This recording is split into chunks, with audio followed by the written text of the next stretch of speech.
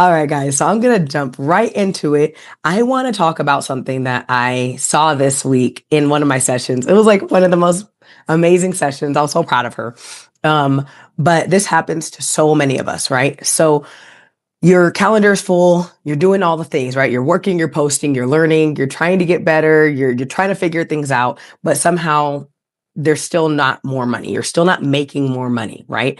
Or you make more money and then it disappears, right? Things start to go really well, and then something happens, and somehow you're right back to the stressful money state, right? What the fuck am I doing wrong? What's happening, right? So with this client who inspired this live, she came to me and she told me, my schedule is already jam packed. Like I literally don't know what else I could do to add to my calendar or what I could add to what I'm already doing to make more money, right? And ultimately, what she told me was, I just want to be. I just want to like feel peace. I just want to be. I don't want to have to always be doing the right thing all the time. And I still don't make any money, right? So that was all she wanted. I just want to be. I just want peace. Yeah. Um, what we realized in her session was that it was not a strategy problem. It was a loop. There was a loop that was running in her brain and in her mind. So here's how the loop was showing up. Step one, I want more money. Okay. Step two, money comes from effort, from pressure, from suffering. Okay.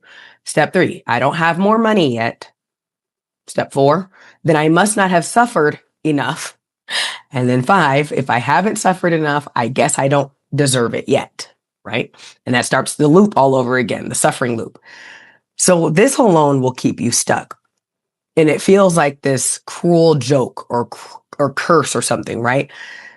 The part that makes it even more cruel is like, even when she does make money, so she had made money before, even if she makes more money moving forward, with this loop being there, even when things start to feel calm, start to feel stable, start to feel easier, her brain will go, oh, wait a second, something's wrong, right? Because there's no pressure, there's no suffering, there's no urgency, there's no struggle, because that's the only way that money comes, right? Money comes from suffering and pressure and pain. So without that, now that you have money, you're not stressed out anymore. So wait a second, if money only comes from suffering, then when you finally do get that peace and you're not stressing about the finances anymore, it's going to think, oh shit, there's a mistake here. This is not how it's supposed to go, right? So now your brain and your system has to fix this mistake, right? So it does unconsciously. It's not a conscious thing, right? We start to overwork, overthink. We start to create pressure for no reason on ourselves. We start making unstable decisions. We push out things that were working or just blow it all up on accident, right? Until you're back in the stress and the struggle. I call it the struggle bus, right? How many of us been on the struggle bus? Until you're back in this stress, this struggle bus, this urgency and the pressure to figure it out. Then your brain goes, okay, now this makes sense, right? Now we're in the state to be able to make more money, right? So this is something that I teach my clients. I teach them that there are actual principles that we operate under that determines, and this is whether you realize these systems are in place or these principles are at play or not. They determine how we're able to function.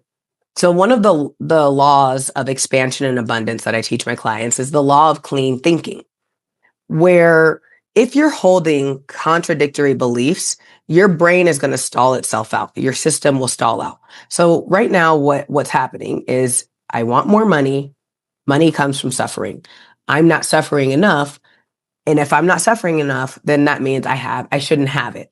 Or if I don't have the money, then that means I haven't suffered enough. So I should suffer more. It's just all of these are running at the exact same time, right? So your brain doesn't have a clean direction to move in because there's a lot of contradictory beliefs here. The second law that I teach is about holding the money, right? So it's not just about making the money. We don't just want to make it. We need to hold it, right? We need to allow it to grow. So there's another principle at play, the law of compounding abundance. And this is the law that money will naturally continue to compound when it's in a stable system, right? But if your system is saying stability doesn't make sense, ease is not safe, and peace means that I don't deserve this, then what happens? Well, you can't hold what you actually just asked yourself to create, right? So even if you create it, And where this all really is coming from, at the deepest level, she said this in various ways. I feel like I have to earn my existence. That's ultimately the belief system that was at play, right? So of course money isn't allowed to stay. Of course peace isn't allowed to stay. Of course love is not allowed to stay, right? Because none of it feels like you've earned it enough, right? And so, the funny part of the session, this part of the session got crazy, right? Because she kept saying, I'm just fucking tired. I just want to be. I'm tired of always having to do and go and all that stuff. And it still doesn't work. I just want to fucking be, right? She said that so many times. That's all she wanted. So in the session, I let her. I literally just held space for her to just be. I didn't give her any steps to fix things, no strategy, no nothing. I quite literally stared at this woman for a good 5 to 10 minutes while we sat with nothing but herself. And I just held beautiful space for her to just be.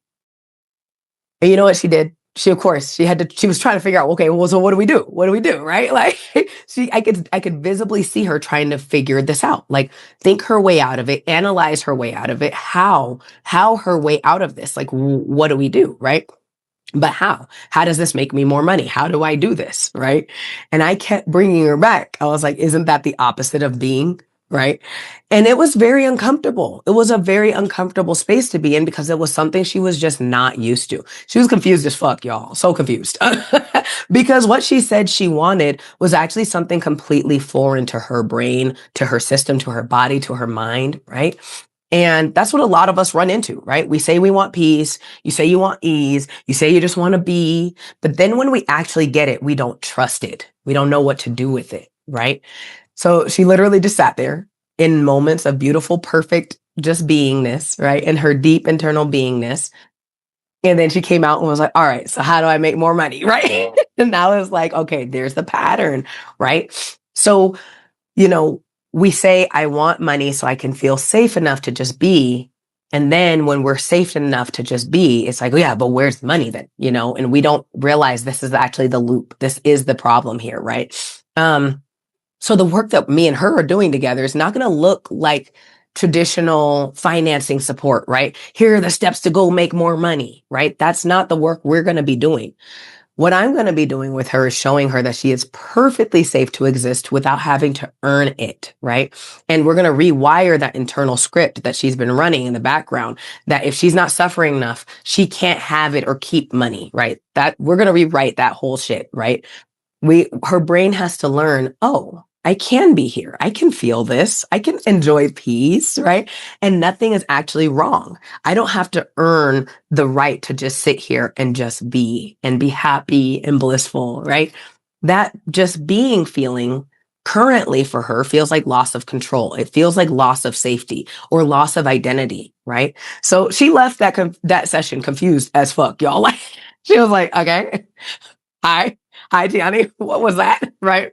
And I told her, good, because that's what being means, right? At the end, I was like, ta-da, that was being, like, and I was like, being is being when you don't have the answers, being when you're confused, being when you don't know what's happening, being while everything is rewiring in your mind. That's what being looks like, being in all the different states, right? And being okay with that.